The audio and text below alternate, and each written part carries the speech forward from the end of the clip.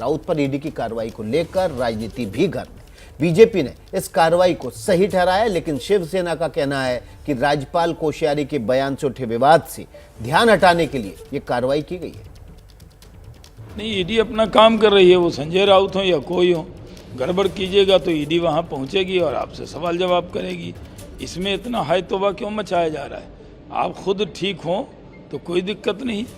कल महाराष्ट्र के महामहिम राज्यपाल ने महाराष्ट्र का अपमान किया, मराठी अस्मिता का अपमान किया, महाराष्ट्र की संस्कृति पे आघात किए। इसको लेकर जब लोगों में असंतोष निर्माण हुआ तो आज का मुहूर्त पकड़ लिया ताकि वो खबर आज से बंद हो जाए।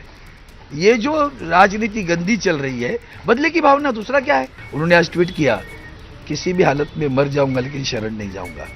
ये ट्वीट उनकी निष्ठा का प्रतीक है, उनके धारिष्ठ का, धैर्य का प्रतीक है। तो देखिए, इस पूरे मामले में अब आरोप और प्रत्यारोप भी हो रहे हैं। लगातार जिस तरह से सवाल शिवसेना की तरफ से उठाए जा रहे हैं, उन तमाम आरोपों को नकारा भी जा रहा है। लेकिन अब आपके मन में ये सवाल भी उठ रहा होगा कि आखिर ये मामला है क्या? ईडी आखिर जांच करने पहुंची है तो क्यों? हमारे संवाददाता मृत्युंजय ने एक रिपोर्ट हमें भेजी है पत्राचाल घोटाले से जुड़ी हुई, आपको दिखाते हैं। आखिरकार ये पूरा मामला क्या है और किस मामले के चलते संजय राउत पर ये गाज गिरी है? दरअसल ये पूरा मामला गोरेगांव के पत्राचाल में हुए भ्रष्टाचार से जुड़ा हुआ है। हम उसी जगह पर मौजूद हैं। ये जो आप जगह देख रहे हैं, ये मुंबई के गोरेगांव वेस्ट इलाके का पत्राचाल है और यहाँ पर पहले चौल के घर हुआ करते थे और सैकड़ों परिवार यहाँ पर रहा करते थे। साल 2009 के बाद में यह निर्णय लिया गया कि इस पत्राचाल को डेवलप किया जाएगा, यहाँ पर बड़ी बड़ी इमारतें बनाई जाएंगी और यहाँ रहने वाले टेनेंट को घर दिया जाएगा।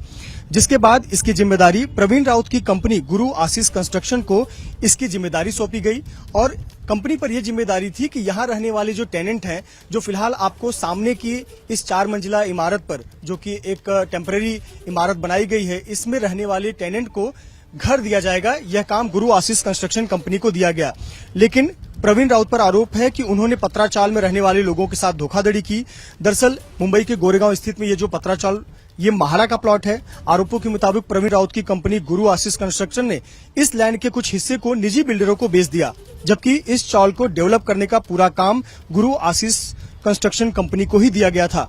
गुरु आशीष कंस्ट्रक्शन को पत्राचाल में 3000 फ्लैट बनाने थे, जिसमें से 672 फ्लैट यहाँ के टेनेंट को देने थे और बाकी के जो बचे हुए फ्लैट थे वो महारा और डेवलपर के बीच बांटे जाने थे। लेकिन साल 2010 में प्रवीण राउत ने गुरु आशीष कंस्ट्रक्शन कंपनी की 25% हिस्सेदारी एसडीआईएल को बेच दी। एसडीआईएल वही कंपनी है जो वाधवा बंधुओं की कंपनी है। एसडीआईएल ने ही जब साल 2018 में पीएमसी बैंक घोटाले में नाम सामने आया, उसके बाद ही ये पत्राचाल घोटाले का भी नाम सामने आया और तब ये जो पत्राचाल घोटाला है वो सुर्खियों में रहा।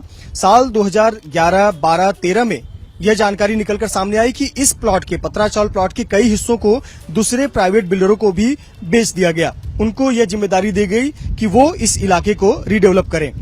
साल 2020 में जब पीएमसी बैंक घोटाले की जांच की गई, तब गुरु आशीष कंपनी का नाम निकलकर सामने आया और उसमें हुए भ्रष्टाचार की बात भी सामने आई। साथ ही साथ जब ईडी इस पूरे मामले की जांच करने लगी तो यह खुलासा हुआ कि प्रवीण राउत की पत्नी माधुरी राउत के अकाउंट से साल 2010 में संजय राउत की पत्नी वर्षा राउत के अकाउंट में 83 लाख रुपए ट्रांसफर किए गए हैं।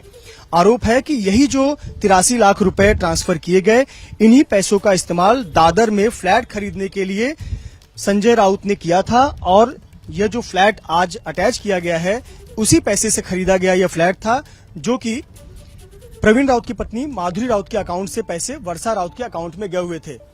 अगर बात करें पत्राचाल की, तो यह करीब 1034 करोड़ का घोटाला हुआ था, भ्रष्टाचार हुआ था और इसी मामले की जांच जब प्रवर्तन निदेशालय कर रही थी तो उसमें यह ट्रांजैक्शन निकलकर सामने आया, जिसके चलते यह स्पष्ट हुआ कि प्रवीण राउत की पत्नी के अकाउंट से संजय राउत की पत्नी के अकाउंट में पैसे ट्रांसफर हुए हैं और उस पैसे का इस्तेमाल प्रॉपर्टी खरीदने में किया गया है और इसीलिए प्रवर्तन निदेशालय ने संजय राउत की संपत्ति को जब्त किया है। जिन संपत्तियों को जब्त किया है उसकी कीमत 11 करोड़ 15 लाख से अधिक है।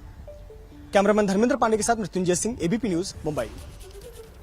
तो संजय राउत के घर पर क्यों छापेमारी चल रही है, क्यों ईडी कार्रवाई कर रही है, पूरी विस्तार से जानकारी हमारे सहयोगी मृत्युंजय ने दी।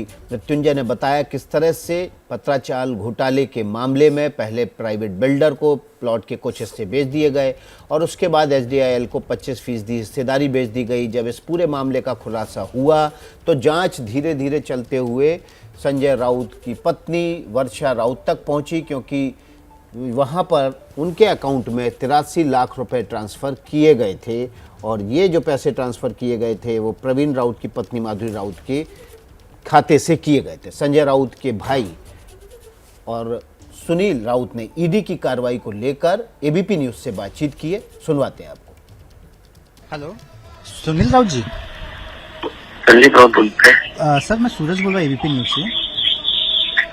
सर, एक प्रतिक्रिया चाहिए थी कि ईडी के अधिकारी अभी हमको बात करने को नहीं दे रहे मोबाइल पे, ठीक है? तो क्या ईडी के अधिकारी क्या कर रहे हैं, पूछताछ कर रहे हैं राउत साहब? अभी डॉक्यूमेंट चेकिंग कर रहे हैं। ओके। तो सुना आपने, ये संजय राउत के भाई हैं सुनील राउत। हमारे संवाददाता सूरज ओझा उनसे फोन पर बात करने की कोशिश कर रहे थे, जिसमें उन्होंने कहा कि डॉक्यूमेंट्स चेक किए जा रहे हैं। एक बार फिर से आपको सुनवा देते हैं वो बातचीत। हेलो, सुनील राउत जी। संजीव राउत बोलते हैं। सर, मैं सूरज बोल रहा हूँ एबीपी न्यूज से।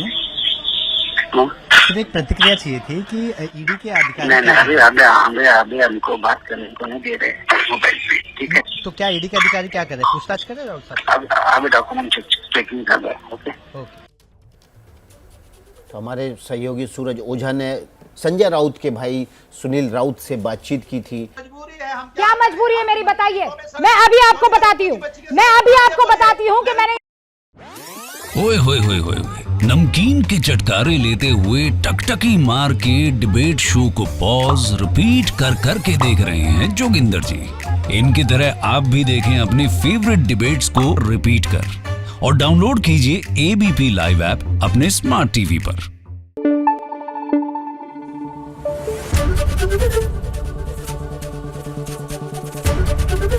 एबीपी न्यूज आपको रखे आगे।